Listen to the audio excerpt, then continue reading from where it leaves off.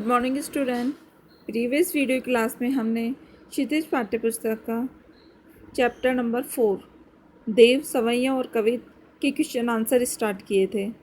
1 to 8 हमने कल की क्लास में कंप्लीट कर लिए। आज हम क्वेश्चन नंबर 9 जो कि लॉन्ग टाइप क्वेश्चन है वो स्टार्ट करते हैं। क्वेश्चन नंबर 9 देखिए, काव्यांश के आधार पर कृष्ण के सौंदर्य का वर्णन कीजिए। आंसर लिखेंगे, संकलित छंदों में से प्रथम छंद में कवि ने श्री कृष्ण के राजश्री श्रृंगार से मंडित रूप सौंदर्य का वर्णन किया है। उन्होंने राजकुमारों की वेशभूषा पहन रखी है, उनके पैरों में सुंदर नुपुर बज रहे हैं, उनके कमर में करधनी शोभायमान हो रही है। कृष्ण ने अपने श्यामल शरीर पर पीले वस्त्र धारण कर रखे हैं जो अति सुंदर लग रहे हैं। उनके वक्ष पर वनमाला अर्थात वनों के रंग बिरंगे फूलों की माला शोभायमान है। उनके मस्तक पर मुकुट सुशोभित है। इस प्रकार की पूरी राशि वेशभूषा से सज्जित है। कवि कहता है कि उनके नेत्र बड़े बड़े और चंचल हैं तथा मुख रूपी चंद्रमा पर मधुर मुस्कान है जो चांदनी के समान निर्मल लग रही है। इस प्रकार श्री कृष्ण का रूप सौंदर्य सभी तरह से उत्कृष्ट है। कवि ब्रजभूमि के कुलदीपक हैं तथा उनके शरीर की दिव्य क्रांति से सारा ब्रज प्रदेश आनंद और उल्लास से आलोकित हो रहा है।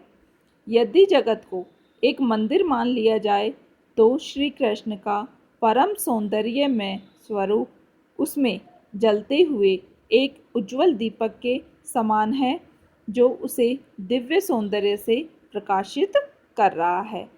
काव्यांश में कवि ने श्री कृष्ण को ब्रजभूमि का दूल्हा बताया है, अर्थात वे सजे धजे दूल्हे के समान अति सुंदर लगते हैं तथा उनके इस सौंदर्य पर सभी मोहित हो जाते हैं।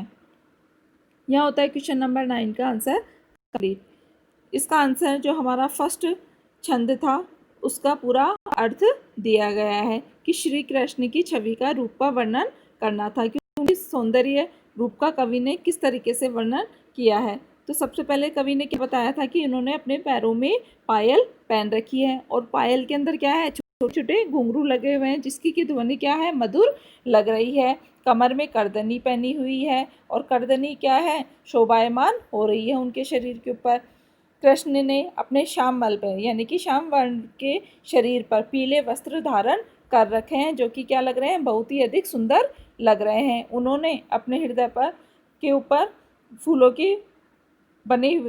के रंग बिरंगे जो माला पहन रखी है, फूलों से बनी हुई रंग बिरंगी मालाएं पहन रखी है। मस्तक पर मुकुट धारण किया हुआ है, अर्थात पूरी राष्ट्रीय वेशभूषा उन्होंने धारण कर रखी है जिससे कि बड़े ही शोभायमान लग रहे हैं। उनके नेत्र बड़े बड़े और चंचल हैं तथा अपने चंद्रमा मुखी मुख पर उनके मंद मंद मुस्कान है। तो ऐसा लग रहा है जैसे कि चंद्रमा की चांदनी अपनी आभा बिखेर रही हो और इतना अधिक शोभायमान हो रहे हैं, इतनी आभा इतनी प्रकाशमान हो रही है कि ऐसा लगता है कि जैसे मंदिर का दीपक चारों ओर अपना प्रकाश फैलाता है, उसी प्रकार से श्री कृष्ण की छवि का आभा पूरे ब्रजभूमि में अपना प्रकाश फैला रही है।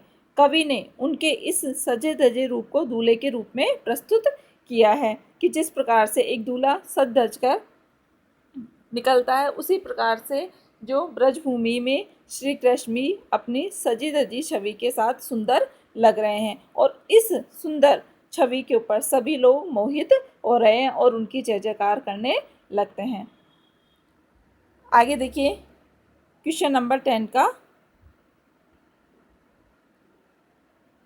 पठितांश के आधार पर देव की काव्यगत विशेषताओं पर प्रकाश डालिए। आंसर है, कवि देव की कविता के कला पक्ष और भाव पक्ष दोनों ही समृद्ध है। उनकी कविता प्रमुख काव्यगत विशेषताएं निम्नलिखित है। फर्स्ट है भाषा। कवि देव ने ब्रज भाषा का सुंदर, ललित एवं भावनाकुल प्रयोग किया है। शब्दों एवं वर्णों की आवृत्ति, ध्वनि बिंब एवं शब्द चित्र आदि के प्रयोग में ये सिद्धहस्त रहे हैं। इनकी काव्य भाषा में संस्कृत, प्राकृत एवं उत्तर भारत की अन्य बोलियों के शब्द भी प्रयुक्त हुए हैं।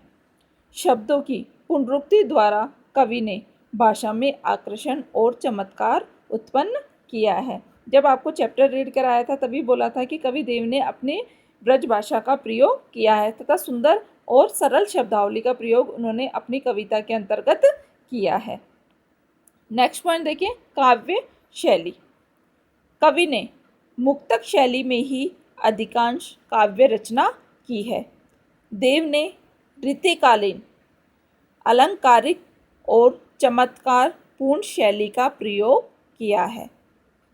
नेक्स्ट पॉइंट है छंद। छंद प्रयोग की दृष्टि से कवि ने सवैया और कवित छंद को अपनाया है। आगे देखिए अलंकार।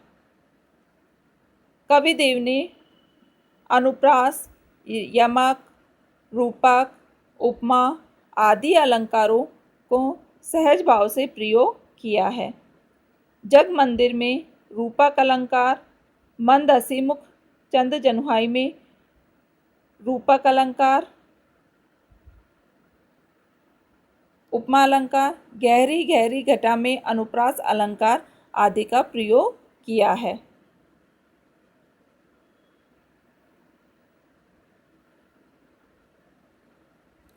आगे देखिए रस।